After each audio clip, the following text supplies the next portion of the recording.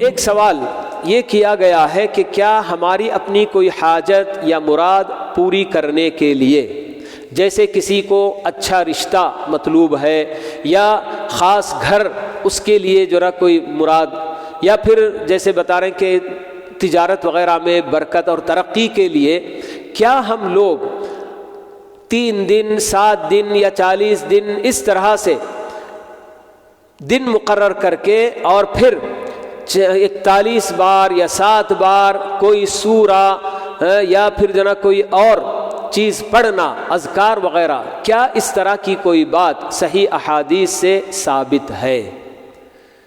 اس طرح کی کوئی چیز صحیح حدیث سے کہ دن مقرر کر کے یا تعداد مقرر کر کے کہ اتنی نماز پڑھنا ہے یا اتنی مرتبہ یہ سورہ پڑھنا ہے یا یہ کرنا ہے، ایسی کوئی چیز صحیح احادیث کے ذخیرے میں بالکل نہیں ملتی۔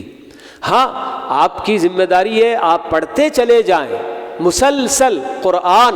بہت سارے گھروں میں یہی دیکھا جاتا ہے کہ منزل کے نام پہ کوئی کتاب ہوتی ہے یا کوئی خاص، بس اس پر اتفاق کرتے ہیں، اس میں جو اللہ کا کلام مکمل، اس میں آپ کسی کو جو نا چھوڑ نہیں سکتے۔ لیکن اس طرح سے جو نا کیا لوگ غلطیاں کر جاتے ہیں کہ کوئی خاص کتاب وہ اپنے پاس، یعنی دکاندار اپنی جگہ پر تجارت کرنے کے لیے لوگوں کو کیا کیا جو نا نہیں کہہ لیتے میرے۔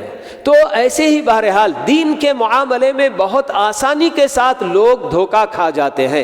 جو کوئی بھی کچھ بھی لکھ کر دے دیا کہ ہاں یہ بڑا ایسا ورد ہے، ایسا ذکر ہے کہ اسے اتنی بار پڑھو تو تمہاری ساری بلائیں پاک اور تمہاری اپنی تجارت میں برکت اور تمہاری ترقی ہو جائے گی، یہ ہو گیا وہ ہو جائے گا، تو بڑے آرام سے لوگ اس طرح کی باتوں میں آ جاتے ہیں۔ تو اس لیے ہمیں نمازوں کی پابندی، اللہ کے کلام کی تلاوت کی پابندی، یہ سب آدمی جب کرتا رہتا ہے تو خود بخود اللہ رب العالمین اس کی مرادیں، اس کی حاجتیں انشاءاللہ پوری کریں گے۔ بس بندے کو اللہ رب العالمین کی اطاعت کرتے ہوئے اللہ تعالیٰ سے گڑ گڑا کر مانگنا چاہیے۔ اپنی ہر حاجت، چھوٹی بڑی جو بھی حاجت ہوتی ہے، اللہ رب العالمین سے بندہ مانگے۔ اور مانگنے کے اوقات بھی ہم کو بتائے گئے کہ کون کون سے اوقات میں اللہ رب العالمین دعائیں قبول کرتے ہیں، ان کا ہم کو اہتمام کرنے کی ضرورت ہے۔ ہر اذان اور اقامت کے درمیان اللہ تعالیٰ دعا قبول کرتے ہیں، یہ ہم کو بتایا گیا۔ ہر فرض نماز کے بعد اللہ تعالیٰ ضرور دعا قبول کرتے ہیں، یہ بھی ہم کو بتایا گیا۔ اور بالخصوص تہجد کا وقت، جو آخری پہر، رات کا آخری حصہ، اس میں بندہ اٹھ کر نماز بھی پڑھے اور دعا بھی کرنے کا اہتمام کرے تو اللہ تعالیٰ ضرور دعائیں قبول کرتے ہیں۔ تو اس طرح بندے کو اپنی ہر حاجت، ہر مراد اپنے رب کے سامنے رکھنا چاہیے، مانگنا چاہیے۔ اور مانگنے کے لیے ہم کو بتایا گیا کہ پہلے اس کا اطاعت گزار بھی ہونا ہے۔ ہم دن رات اللہ تعالیٰ کی نافرمانیاں کرتے جائیں اور پھر دعا کر لیا ایک مرتبہ اور قبول نہیں ہوئی تو ہم شکایت کریں کہ ہم نے دعا کی، اللہ نے قبول نہیں کیا۔ ایسا نہیں ہوتا ہے۔ دعا پورے یقین کے ساتھ کہ میں جو مانگ رہا ہوں میرا پروردگار اس سے واقف ہے، پھر بھی میں اس کے سامنے اپنی حاجت رکھ رہا ہوں، وہ میری حاجت ضرور پوری کرے گا۔ پورے یقین کے ساتھ، دعا کی قبولیت کی امید کے ساتھ بندہ دعا مانگے تو اللہ تعالیٰ ضرور قبول کرتے ہیں۔